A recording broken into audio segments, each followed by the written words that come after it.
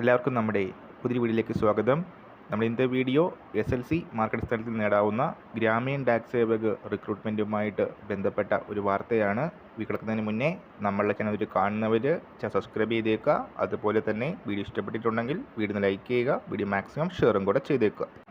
നമ്മളുടെ പല വീഡിയോസിലും പറഞ്ഞതുപോലെ 4 മണിക്കൂർ മുതൽ 5 മണിക്കൂർ വരെയാണ് ഒരു ഗ്രാമീൺ ഡാക് സേവകിൻ്റെ വർക്കിംഗ് ടൈം വരുന്നത്. 4 മണിക്കൂർ പ്രവർത്തിക്കുന്ന ഒരു പോസ്റ്റ് ഓഫീസിലെ ബ്രാഞ്ച് പോസ്റ്റ് മാസ്റ്ററുടെ ബേസിക് സാലറി ആയിട്ട് പറയുന്നത് 12,000 രൂപയാണ്. അസിസ്റ്റന്റ് ബ്രാഞ്ച് പോസ്റ്റ് മാസ്റ്റർക്ക് 10,000 രൂപയുമായിരിക്കും ലഭിക്കുന്നത്.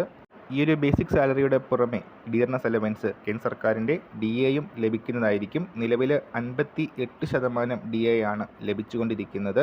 വർഷത്തിൽ 2 തവണ ഈ ഒരു DAയിൽ മാറ്റം വരുത്താറുണ്ട്. ജനുവരി 1-നും ജൂലൈ 1-നും എഫക്റ്റീവ് ആവുന്ന രീതിയിൽ ഡിയർനെസ് അലവൻസ് എല്ലാ 6 മാസം കൂടുമ്പോഴും മാറുന്നതായിരിക്കും. ഈ ഒരു വർഷത്തെ ഡിയർനെസ് അലവൻസിൽ ഉള്ള 2% മുതൽ 3% വരെ ഹൈക്ക് കിട്ടുമെന്നാണ് പ്രതീക്ഷിക്കുന്നത്. ഇത് ഏപ്രിൽ മാസം ഇതിൻ്റെ പ്രഖ്യാപനം ഉണ്ടാകുമെന്ന് പ്രതീക്ഷിക്കുന്നു.